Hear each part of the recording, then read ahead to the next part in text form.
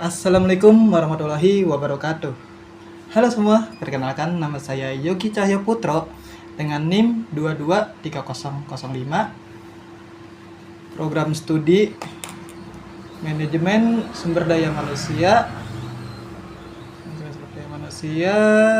dari kelas RA7 semester 6 dengan dosen pengampu Bapak Ade Faisal Maftuhi SEMM.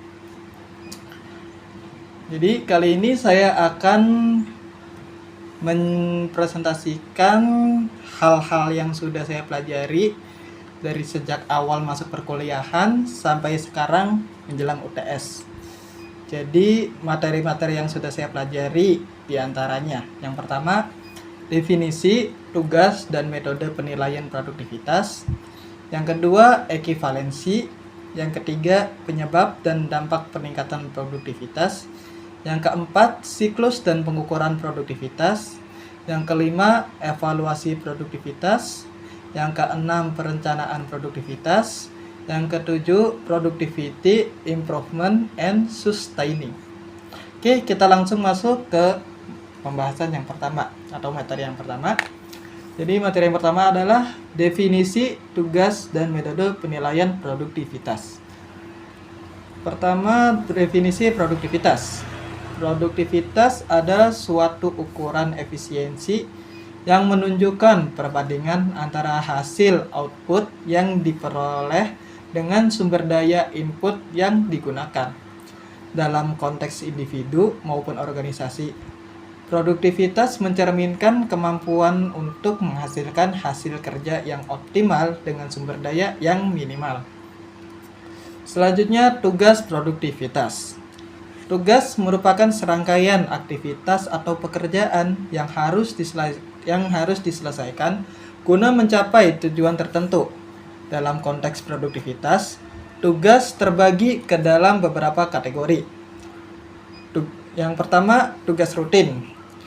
Pekerjaan yang dilakukan secara berkala dan konsisten, misal laporan harian.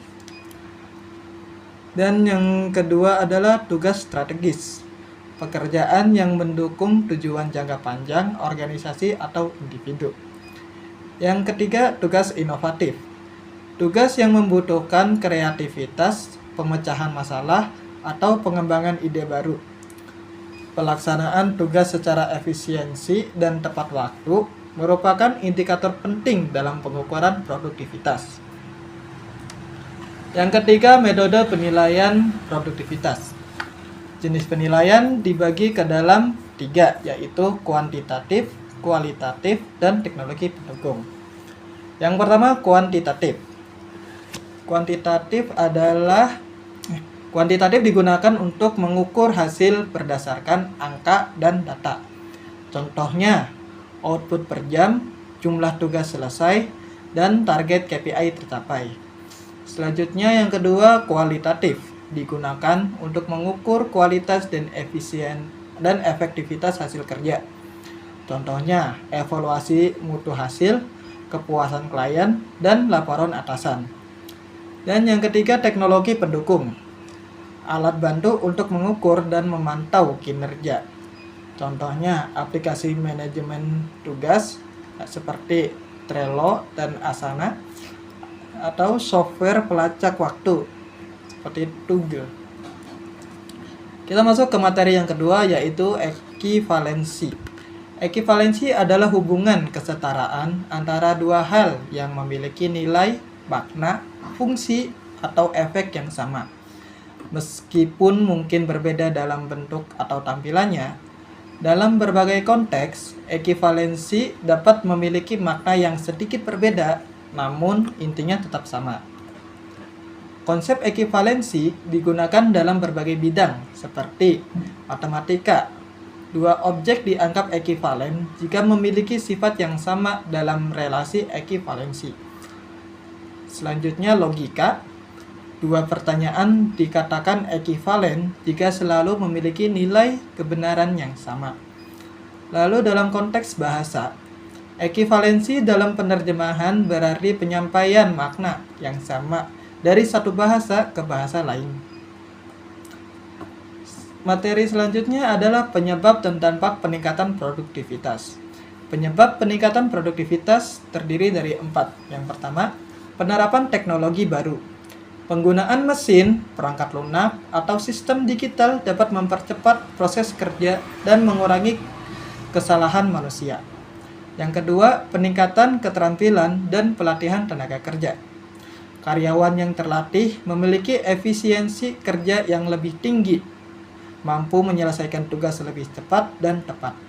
Yang ketiga, manajemen yang efisien. Sistem kerja yang terorganisasi, pengawasan yang baik, dan pembagian tugas yang tepat meningkatkan kinerja tim. Yang keempat, motivasi dan insentif.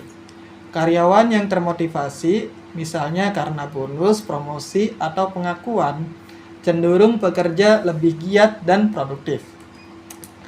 Selanjutnya, dampak positif dan negatif. Dampak positif dari peningkatan produktivitas yang pertama adalah pertumbuhan ekonomi. Produktivitas tinggi mendorong peningkatan output nasional dan pendapatan negara. Yang kedua, peningkatan keuntungan perusahaan. Biaya produksi per unit menurun sehingga margin keuntungan meningkat. Dan yang ketiga, kesejahteraan karyawan.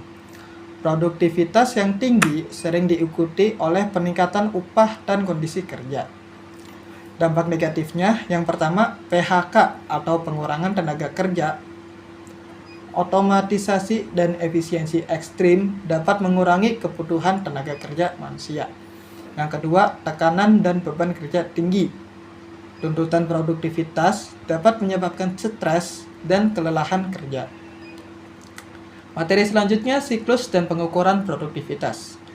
Produktivitas adalah konsep yang sangat penting dalam dunia bisnis dan manajemen karena menggambarkan seberapa efisien suatu organisasi atau individu dalam menghasilkan output menggunakan input tertentu. Definisi produktivitas dapat bervariasi menurut berbagai ahli. Namun, pada dasarnya, semua definisi tersebut menekankan hubungan antara hasil yang dicapai dan sumber daya yang digunakan. Faktor yang mempengaruhi produktivitas. Terdapat beberapa faktor yang mempengaruhi produktivitas, baik secara langsung maupun tidak langsung.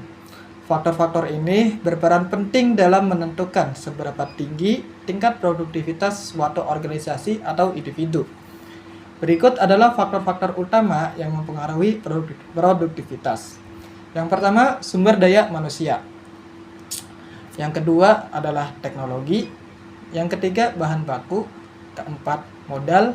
Dan yang kelima, faktor eksternal atau kebijakan pemerintah. Selanjutnya adalah evaluasi produktivitas. Evaluasi produktivitas adalah proses penilaian terhadap seberapa baik sumber daya seperti tenaga kerja, mesin, atau teknologi yang digunakan untuk mencapai tujuan tertentu. Biasanya dalam konteks produksi atau bisnis. Ini melibatkan pengukuran hasil yang dicapai, output dibandingkan dengan input yang digunakan untuk menentukan efisiensi dan efektivitas penggunaan sumber daya tersebut.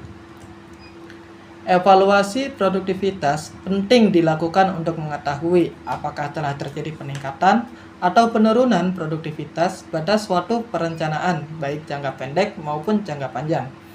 Tanpa melakukan evaluasi, penilaian terhadap suatu hasil pengukuran produktivitas menjadi rancu, dalam arti tidak bisa dilakukan apakah nilai produktivitas itu baik atau buruk. Faktor yang mempengaruhi produktivitas.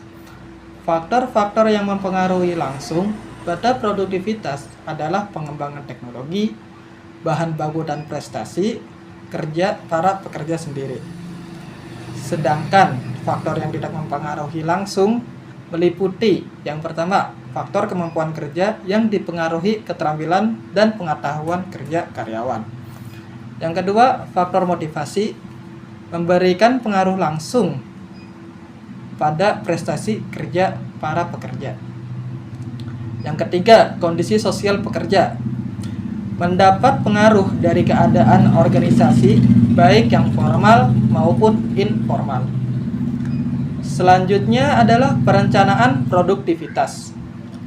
Perencanaan peningkatan sistem produktivitas sefogianya berdasarkan pada identifikasi akar menyebabkan penurunan produktivitas yang telah dilakukan dalam evaluasi sistem produktivitas. Program-program spesifik yang berkaitan dengan peningkatan atau perbaikan terus-menerus dan sistem produktivitas harus didesain berdasarkan informasi yang diperoleh melalui analisis dan evaluasi secara komprehensif dan mendalam terhadap sistem produktivitas perusahaan itu. Perencanaan produktivitas berkaitan dengan upaya membangkitkan kesadaran akan peningkatan produktivitas. Perusahaan perlu dilakukan perencanaan terhadap beberapa hal berikut. Yang pertama, menyiapkan informasi. Yang kedua, menyiapkan saluran-saluran dengan perusahaan lain. Yang ketiga, memilih berbagai media. Yang keempat, menciptakan suatu kesun. Yang kelima, melakukan suatu survei atau angket. Selanjutnya, productivity improvement and sustaining. Pengertian produktivitas. Produktivitas adalah ukuran efisiensi dalam memanfaatkan sumber daya, tenaga kerja, waktu, bahan baku, dan modal untuk menghasilkan output. Rumus umumnya, produktivitas sama dengan output atau input. Tujuan peningkatan produktivitas. Yang pertama, mengurangi pemborosan. Dan yang kedua, meningkatkan efisiensi proses. Yang ketiga, meningkatkan kualitas produk atau jasa. Yang keempat, meningkatkan daya saing dari produk itu. Yang kelima, meningkatkan profitabilitas. Strategi peningkatan produktivitas. Yang pertama, lean manufacturing atau lean thinking. Yang kedua, Six Sigma. Yang ketiga, automation and digital. Yang keempat, pelatihan dan pengembangan SDM. Yang kelima, standarisasi proses. Selanjutnya, sustaining produktivitas. Yang pertama, standarisasi proses baru. Yang kedua, monitoring and audit berkala. Yang ketiga, keterlibatan karyawan. Yang keempat, leadership commitment. Kesimpulan, produktivitas adalah ukuran efisiensi penggunaan sumber daya untuk menghasilkan output. Pengelolaannya mencakup perencanaan, pengukuran, evaluasi, peningkatan, dan pemeliharaan. Peningkatan produktivitas dapat dicapai melalui strategi lean, digitalisasi, dan pengembangan SDM. Ekivalensi membantu menyamakan perbandingan input-output yang berbeda. Penyebab peningkatan atau penurunan produktivitas bisa berasal dari sistem, proses, atau manusia itu sendiri.